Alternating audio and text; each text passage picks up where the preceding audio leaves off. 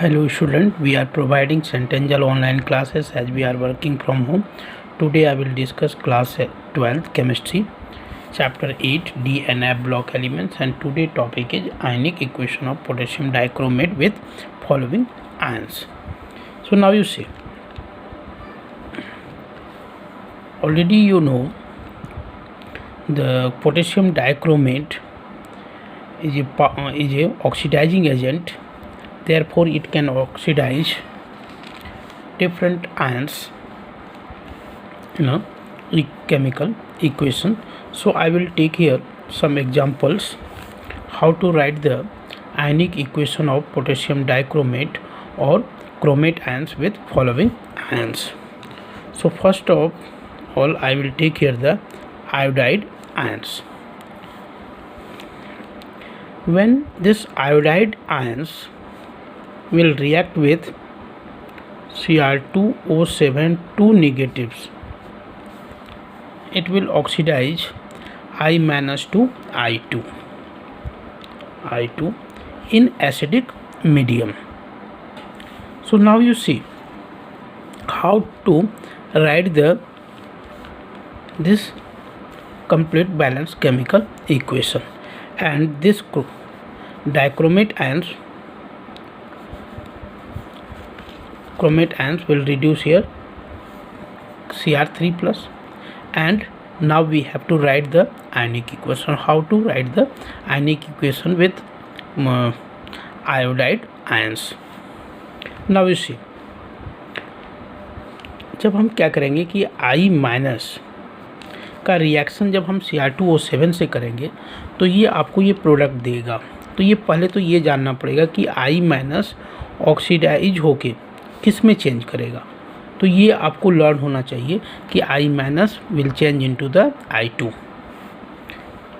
अब इस इक्वेशन को हम क्या करेंगे, इसको स्प्लिट कर देंगे, और अब हम इसको स्प्लिट करके सेपरेट हम देखेंगे कि I- will give here the I2. So now you put here 2. Now iodine balance, and now you have to balance the charge. So 2 electrons you have to place here. अब ये क्या हो गया, ये इक्वेशन आपका बैलेंस हो गया. Now you see this Cr2O7, what will happen in this reaction. क्या होगा कि Cr2O7 2 negatives will change here Cr3 plus. अब आपको क्या करना है, Cr को बैलेंस करना है, क्रोमियम को बैलेंस करना पड़ेगा. तो 2 हम यहाँ डाल देंगे. अब यहाँ पर क्या है, ऑक्सीजन है. इस ऑक्सीजन को हम कैसे बैलेंस करते हैं, तो एसिडिक मीडियम में आप जानते हो कि जब हम क्या करते हैं, वाटर ऑक्सीजन को बैलेंस करना हो तो उतना ही मॉलिक्यूल्स ऑफ वाटर हम प्लेस कर देते हैं. किधर, अपोजिट साइड, जिधर ऑक्सीजन लेस होता है उधर हम वाटर लगा देते हैं, और उसके अपोजिट साइड हम क्या करते हैं, उसका डबल H+ आयंस को प्लेस करते हैं, H+ ions. Now we have to balance here the charge. Now you see 2 negative charge, 14 positive charge. How many positive charges here? 12 positive charge, because 2 negative charge will cancel here and cancel out, and now 12 positive charge will remain here. And in this side, right hand side, how many positive charge? 6 positive charge. So if you will place here the 6 electrons, now how many positive charge will be here? So 2 negative charge, 6 electrons, this one also having the negative charge. So total negative charge is here 8, and total positive charge is here 14. So how many positive charge left here? 6 positive charge. So 6 positive charge here and 6 positive charge is here also. So now this equation is balanced.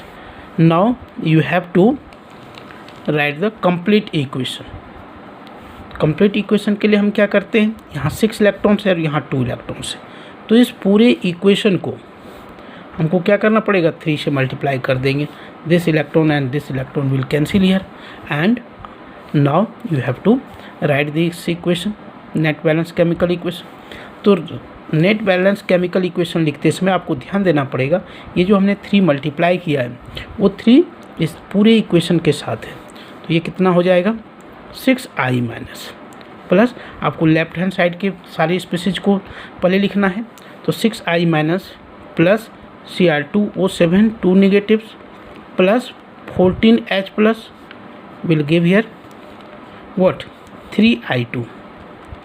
अब right hand side की हम लिख रहे हैं, क्या हो जाएगा 2Cr3 positive plus 7H2 and this will be the complete balanced chemical equation of potassium dichromate with the iodide ions.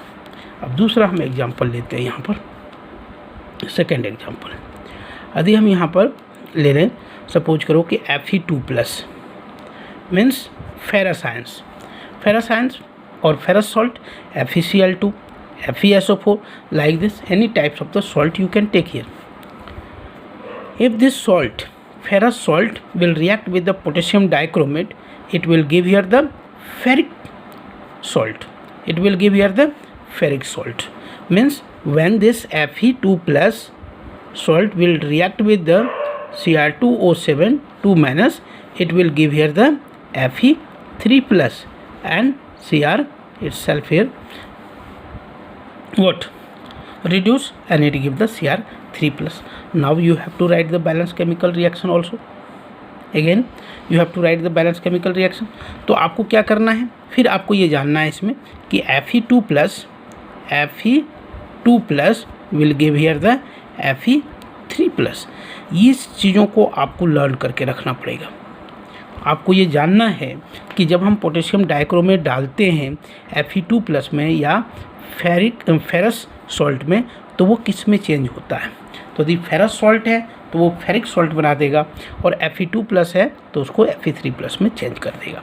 आपको जनरली आयनिक इक्वेशन लिखने के लिए आता है, इसलिए आपको ये लर्न करना पड़ेगा। तो हमने इसको सेपरेट लिख लिया। अब Fe और Fe क्या है, यहाँ पर ऑलरेडी बैलेंस है। लेफ्ट हैंड साइड और राइट हैंड साइड क्या है, number of atoms equal, so it is balance. Now you have to balance the charge, so charge will be here the 1 electrons.